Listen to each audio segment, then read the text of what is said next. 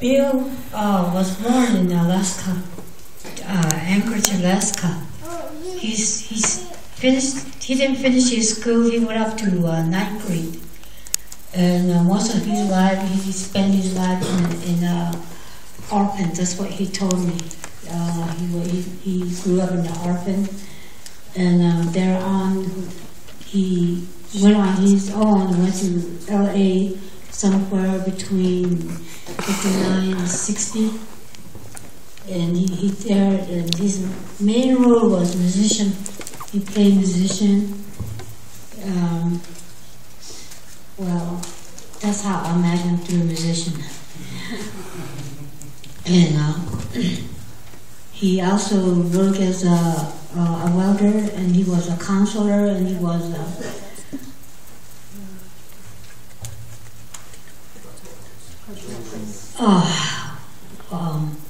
a journeyman. He used to work right there at Red Bug.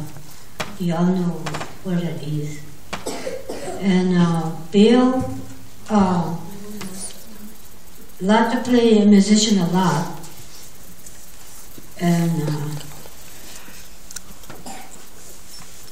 he didn't want to go home. So he worked, I met him in L.A. in 1962, end of 62 in the middle, and we got married in 63. So I've been with him. He played a musician at night, and I work in the daytime. But it's been there for a while. I didn't really want to be in LA, so I came back, and he followed me back here and stay around here, float around me here. Well, there's so much more to say there, but most of you people know Bill Watson. And he come around and see me sometimes.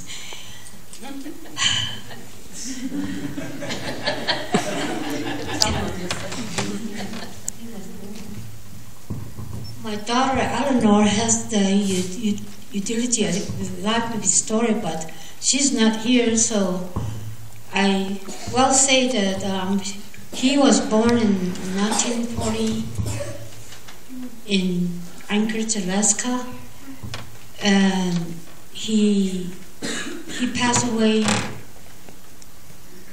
When did he pass away?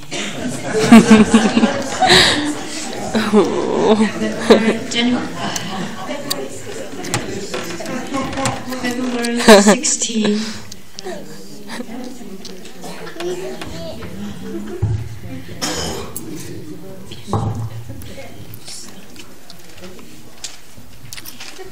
My mother is trying to handle. It's kind of hard for her.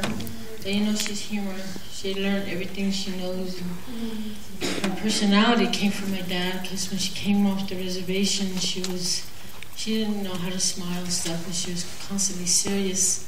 So my dad turned around and told her how to speak her English and how to be, not to take it hard, because sometimes she didn't know a person was being rude when they were just being humorous. So he told her they're only humorous to her and to take a joke and stuff. And, my dad was from Juneau, Alaska. He was born in Anchorage, and he was also a projectionist, and he loved fishing. I remember times he used to take us fishing. It was like our home on the weekends. And Mom was always afraid to go deep sea fishing, even though she did go a few times and was afraid the sharks would come. But we have a lot of good memories with Dad. And I remember when they used to always gather us up together and go to the parks and stuff. And my dad was a good father.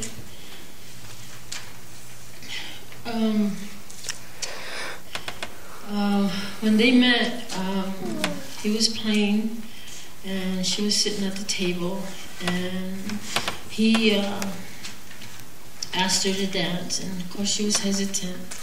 And it was kind of funny because I think there was a time where my aunt was with her, and at that time, it was before they started going to church, and my aunt lost her eyelash. And she thought it was a spider. Mom was stepping all over the ladies' room. Oh, and no. She said, "Ah, your eyelash." And he had special songs and used to sing to her in front of everybody.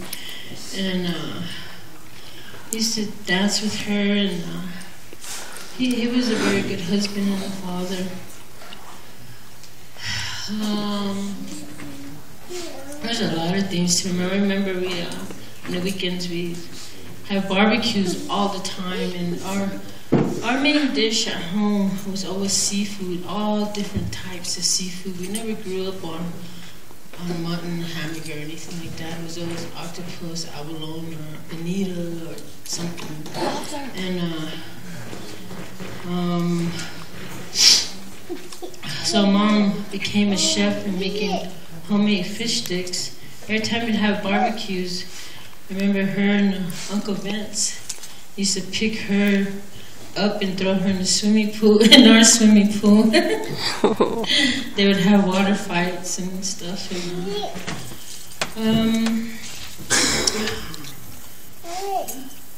my father was very humorous, and he was very loving, kind person, very stern, very straight, very forward, but very loving and caring. And he never really wanted to bother anyone because he knew that sometimes they didn't want to be bothered. But he really did love and care, and asked about all of you. He asked about all of you. Every time I saw him, how's the family doing, the relatives? How's everyone doing at Red Bluff when I was over there selling tamales and burritos? He asked, how was everyone at church, the Wilson family, everybody here, he asked about you. How's the church going? And tell him to say hello, send my love. And that way he's praying on that side for everybody here. He never forgot neither one of you. And I don't see Harold, but that was his buddy, 006 3/4, he used to call him. Oh. And he was 007, and Harold was 006 3/4. But he had a lot of nicknames for everybody. And there was someone here that he called Half Pine. I can't remember who it was. Who was that?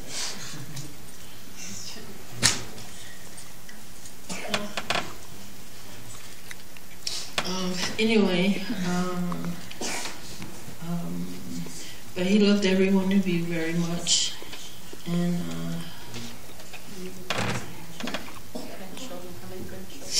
he has, I left a list here.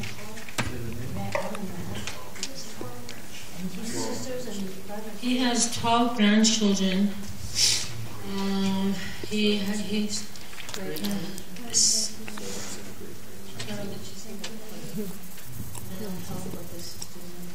have 17 grandchildren. Great grandchildren. Yeah, that's a lot. So we got a lot of little Bill Watsons running around here. Oh. And Isabels. But he survived he has an immediate sister. Her name's Julie Coppow. She couldn't make it. She sends her apologies. She is trying to get here, but fun-wise, her daughter had an emergency in California. But she will be here. He has a brother, my Uncle John Watson, who is in Juneau, Alaska. He's the oldest. And he has a sister, Betty, but she passed on. Betty Watson and his sister Elsie Watson. She passed on. And then my dad is the second to the youngest.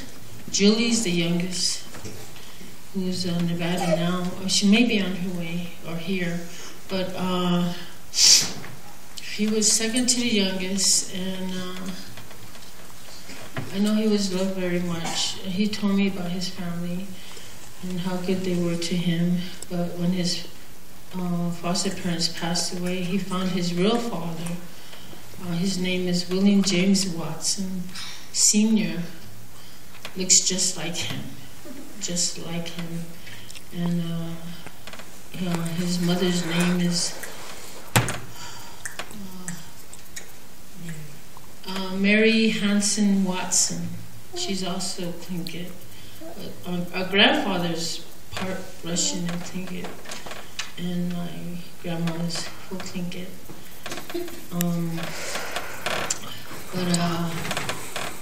Most of our family on his side are in Juneau, Alaska, Anchorage, and mostly in the Alaska area. And on my mother's side, her family's, some of them are here, relatives, and some are Socorro, Alamo area. But he was a very humorous man, as I said. And when he stuck to himself, he wasn't sticking to himself, but he gave everyone their privacy, a little bit of him, to show that he respected them. But he loved everybody very much, very, very much. And he always talked about Tammy working for her at Red Bluff and missing everyone there, and wanted to go back to work, but his health wouldn't permit it. But we have so many memories of him. And I remember I used to cry after my dad all the time, more than my mom. I don't know why. When I was small. He used to call me Silk Pup, because I used to clap my hands like a silk pup when they see him walk in. But he said I used to wrap my arms around his leg and hide his shoes from him so he wouldn't take off to work. And I used to hide him way under the bed, I remember, or inside the couch. And then when he would leave, I would grab his leg and he'd drag me. My mother had to pull me off of him and my late brother Randy. And but I still remember a lot of, we never really had bad times. He was always there. My mother was always there. I will let you know that he always had a special part of everyone here, even though he never really saw you. He said you were all of his family, and he couldn't drive much anymore to visit anybody or anything because of his health. But he loved all of you very much, and he always kept you in his prayers, and never forgot you, never forgot anyone here. And he would always say, just tell him I said hello and I'm doing fine.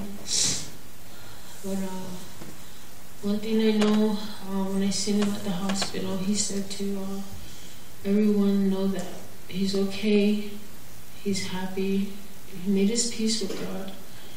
And to smile, because he smiled with you or back at you. And for all of us to go to church, because he's going to be witnessing those clouds for us. And to love one another, not to argue and fight. And anything that he was hurt by, he forgives everyone. Or anything.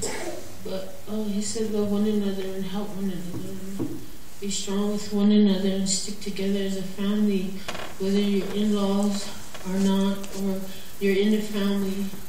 You gotta love one another and stick together.